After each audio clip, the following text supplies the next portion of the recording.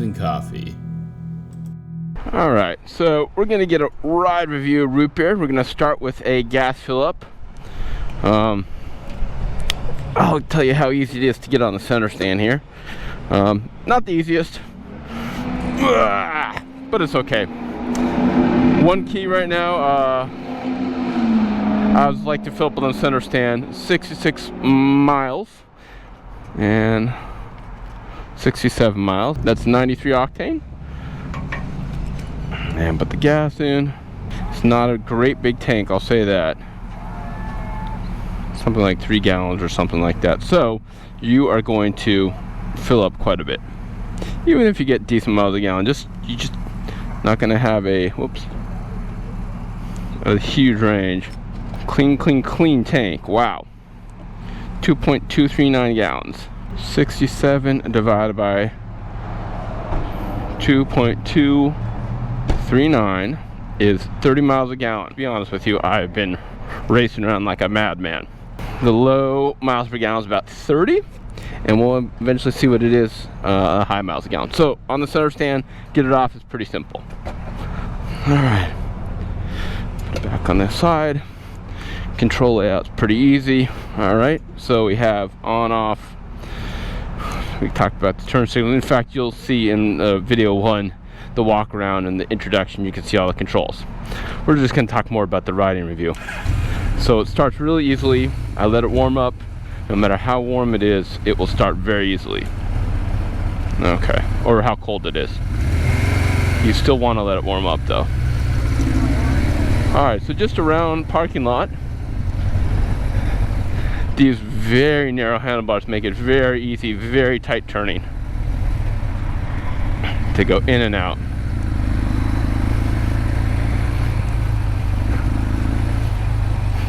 These handlebars, I will talk about them specifically on the comfort on this bike.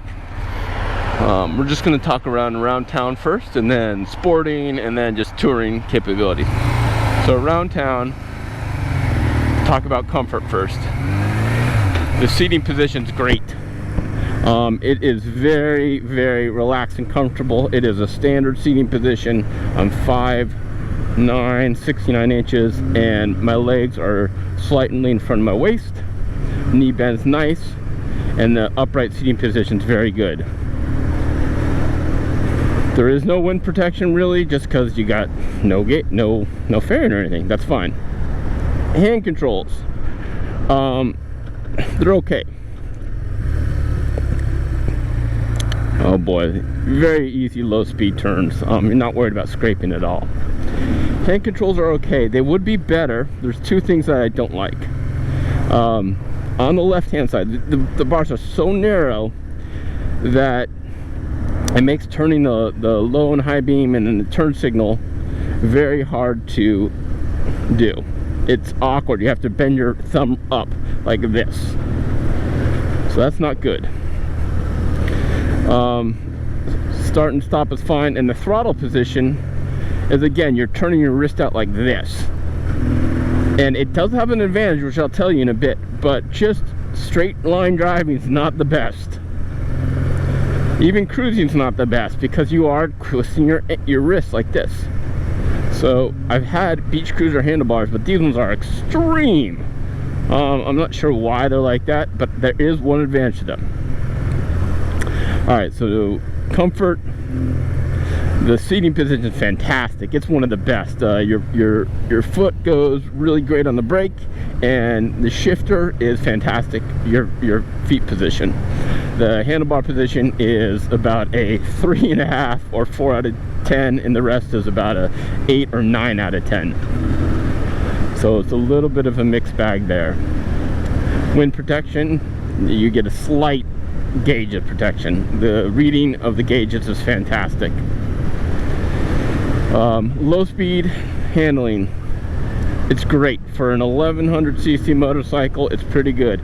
It's not as sharp as my 1000cc big Suzuki GS1000, but it's pretty darn good, and you use a lot of your hips, and that helps with your peg position.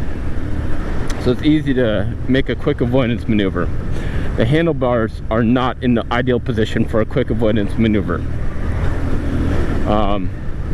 So it's really easy to do low speed on this, and I'm not worried whatsoever. It's very comfortable, and the low RPMs on this, there's no lagging, there's no lugging, it's perfect. And it's a very solid build when you want to start getting a little more sporty. It's about a half throttle position and it really goes up.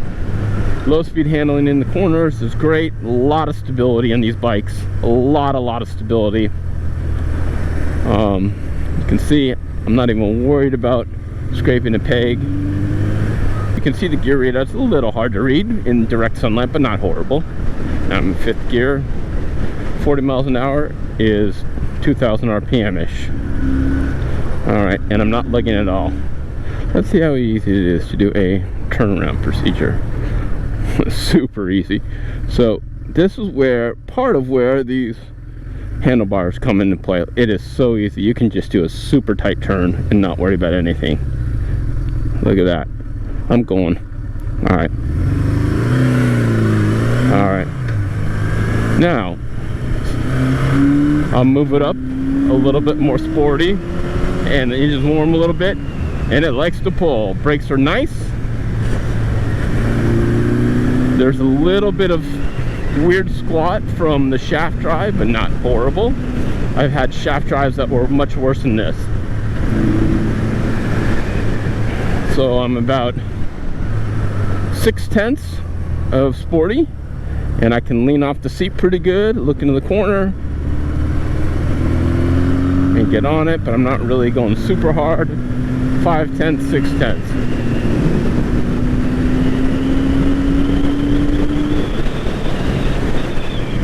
Where these handlebars come into play is in the middle of a turn. They are great. They have great position in the middle of a turn, whether low speed, high speed.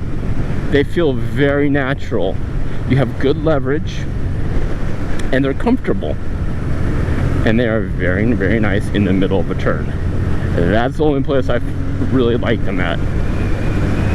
So when you're scooting in a very tight turn area with a lot of turns, you find yourself really enjoying these handlebars.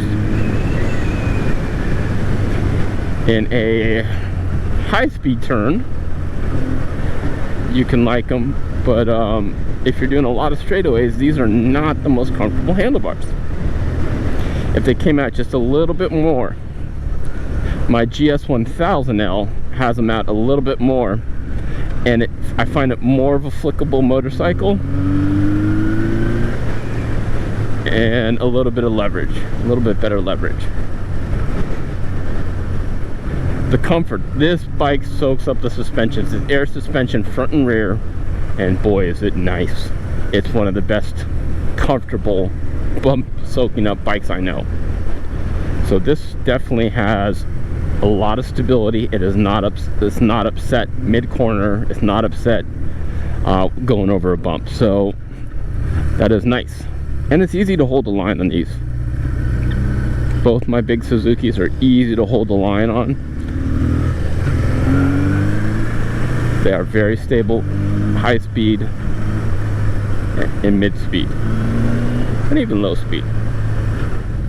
Oh, I don't like the, you can see there's the choke. I don't like that choke. It's just hard to get to. It's fine when you're not on the motorcycle, but when you're on it, it's not great. Mirrors are very steady. They're a little old for factory mirrors, you can see, but they're great to see past your shoulder. No complaints there. And it's a quiet motorcycle unless you get on it, so it's very quiet. Auto a little over 1,000 RPM ish. Oh, one thing that's really important, because the handlebars are so narrow, the seat's kind of narrow in the center there, but it's very comfy on the back end of the tush, but the front end's a little narrow. It feels like a much smaller motorcycle than it is. It feels like 550 or 750 size motorcycle, not 1100. My GS1000 actually feels like a bigger motorcycle than this. This feels like a smaller motorcycle. Moving around the garage is another story. It is very heavy to move around the garage, one of the heaviest. So it gets up. It has some oomph to it. I'm gonna go for a rip, and I'll tell you where the power band I feel it the most. Okay, we're a low power band. We'll wait till we get over this hill. Here we go.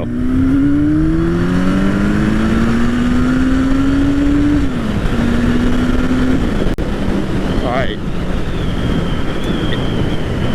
It pulls all the way to 9,000 RPM. You start to feel it, maybe 4,500. This is definitely more of a... It has torque and mid-range. It's very smooth pull all the way up. It's around 4,500. It really starts to yank up, and it just does not let go. It goes higher and higher. And those dual piston calipers up front are nice. I just put new pads on there, new fluid, and it's very nice. So average to above average.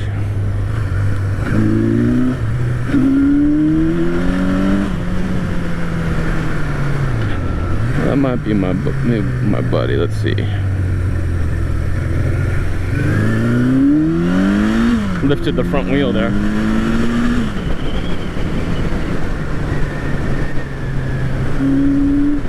Alright, so we got a little bit of tighter turns here. Give a little space. Get rid of some of that water. Alright. Easy to point and squirt. And this is where those handlebars are fantastic at. Alright. Let's go for a spin.